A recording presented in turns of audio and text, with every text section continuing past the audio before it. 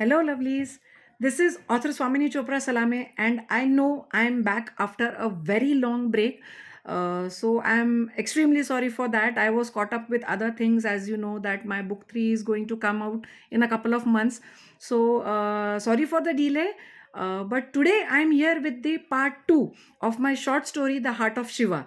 If you have not yet checked out the part 1, just go to TLB's official YouTube channel and you will find my narration video of the part 1 of the short story.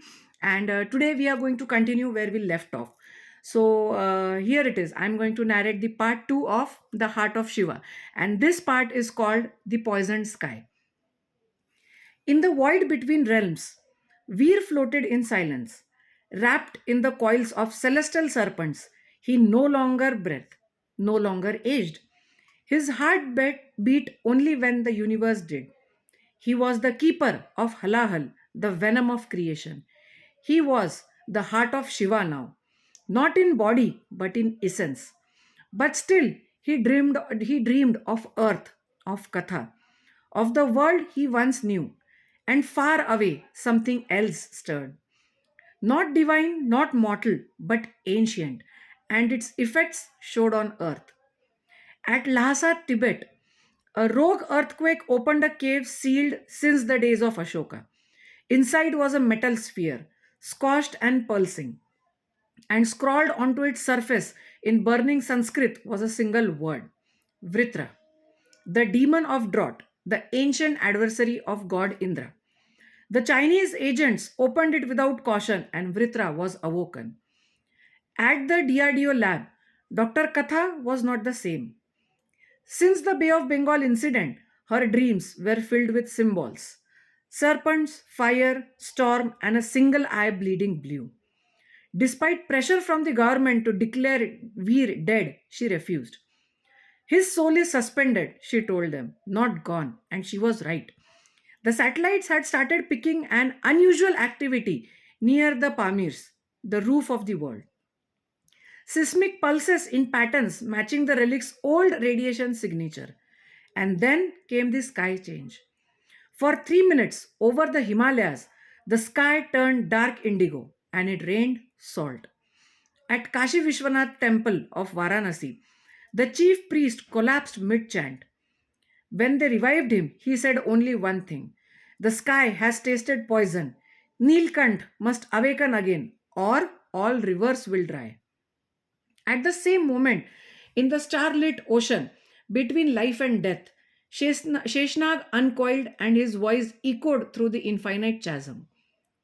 The time has come for him to return, but not as a man. He returns as a balance. A heartbeat echoed through the void, then another, then a scream, terrifying, primal, thunderous. At midnight, the surveillance drones captured an unnatural phenomenon: an aurora shaped like a trident crackling over the Nanda Devi peak. Within the light, a figure emerged.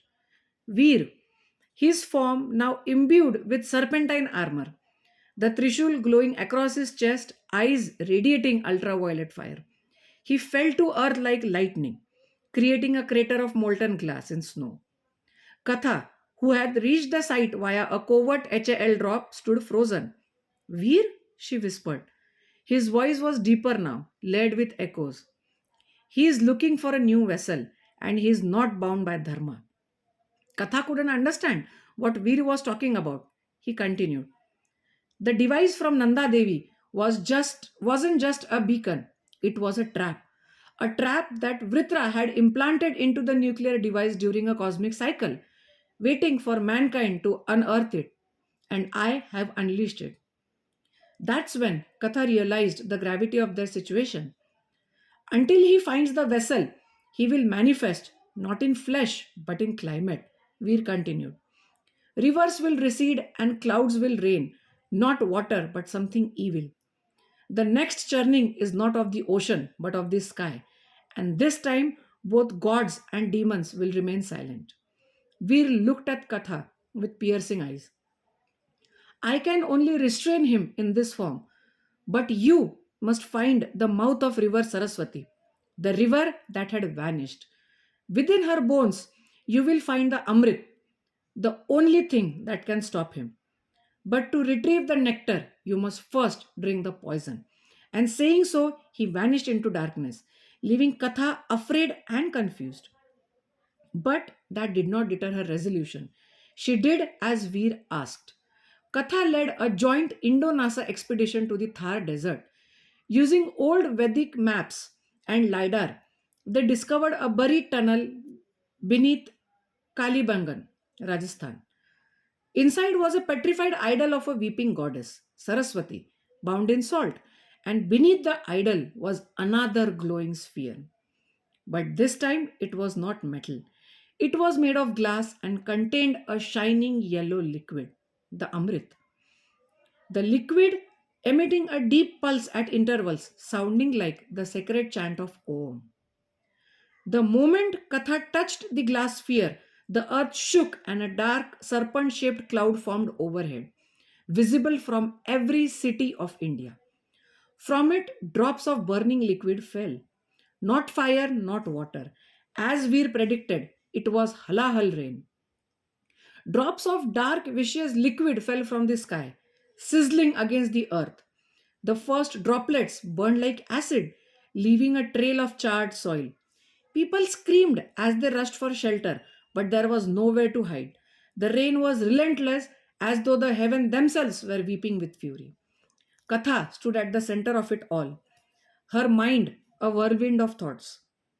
She had learned the truth behind the relics, behind the curse, and behind the impossible events. The halahal was no ordinary poison. It was the essence of destruction, the venom that had nearly consumed the cosmos during Samudra Manthan. But now it was being unleashed upon the world. But there was something else she knew, the Amrit, the nectar of immortality, found in the bones of the vanished Saraswati river. It was the source of balance, the antidote to the poison that threatened to consume the world. Katha stared at the golden liquid, her heart pounding. She had seen Veer, she had heard his words. The time had come for the world to face the churning, but of the sky this time. But this time there was no safe retreat, no hiding, no gods to intervene. It was her turn.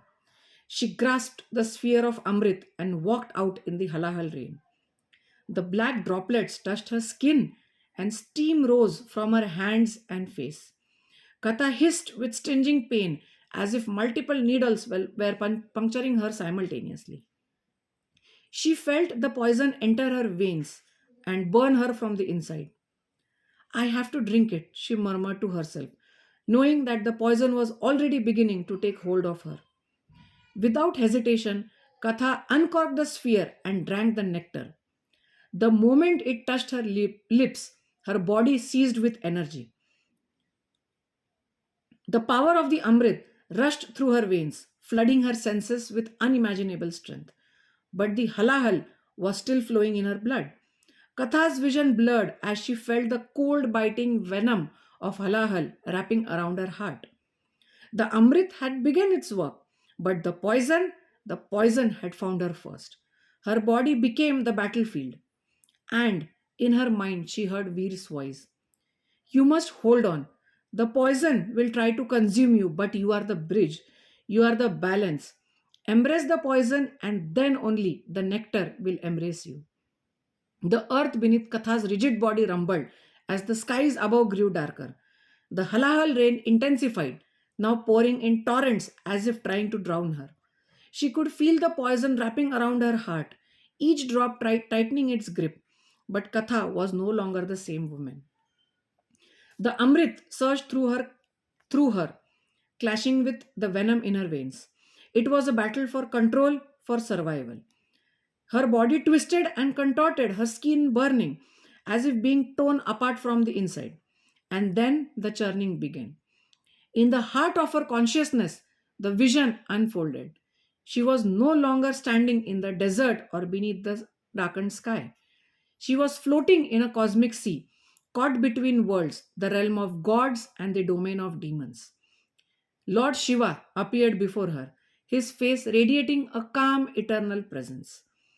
You are both poison and cure, Katha. The balance cannot be restored by one alone. You must merge both. Accept the halahal and make it your own. Become the amrit, the nectar of life and death. The choice was clear. She had to merge with the halahal. The agony was unbearable. She could feel her very soul being torn apart, stretched across the fabric of existence. She was drowning in poison, suffocating under its weight. But then something shifted within her. She inhaled deeply, embracing the pain, allowing the venom to flow freely through her body. Her body began to glow.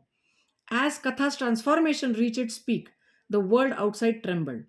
The sky above the desert cracked open, splitting in two like the churning ocean, revealing a terrifying sight. Sheshna, the primordial serpent, emerged from the depth of time itself, coiling around her as though it recognized the new force she had become.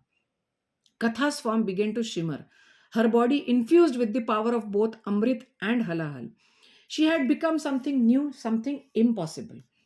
The nectar of life and the poison of destruction flowed through her, creating a being who could both sustain or destroy, heal or harm. Veer's voice echoed in her mind, distant yet clear. The poison is inside you, Katha. You are the heart of Shiva now. You are the balance between creation and destruction. You must choose. But know this, the churning is never over, it is an eternal cycle. And you, as the heart of Shiva, will forever hold it. Katha opened her eyes. The power within her surged, filling her with strength and understanding she had never known. The world around her was still dark, poisoned by the halahal, but she could sense the balance had shifted. The time of destruction was over, now it was time for creation. But as she stood at the threshold of her new power, a presence, dark and ancient, loomed before her. It was the Asur Vritra, his eyes glowing red with rage, his body a twisted form of shadows and flame. You have become the Amrit, Vritra's voice rumbled. But you cannot contain the halahal forever. Katha felt the weight of his words. She was no longer the mortal scientist she had once been. She had become the embodiment of the cosmic balance, and now the world awaited her choice. With a wave of her hand, she summoned the Trishul, Shiva's weapon, glowing with radiant light. The ground beneath her cracked as the battle began. The battle between Katha and Vritra raged across the skies, lightning flashing and earth shaking. The Trishul clashed against Vritra's dark powers. The two forces of creation and destruction locked in eternal struggle. As the fight continued, the world below seemed to hold its breath. The halahal rain began to recede, and the rivers slowly turned to their courses. The crops that had withered now began to bloom, and the earth itself seemed to stir. But the battle was not over. The world was still in peril, and Katha, now the newborn heart of Shiva, had a choice to make: to heal the world or to destroy it. To be continued. So, lovelies, let's see what happens in the part 3 when I come with the new video next week.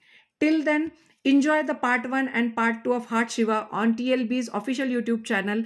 Comment what you think about this story, like the video, and subscribe our channel for more such entertaining videos. Thank you.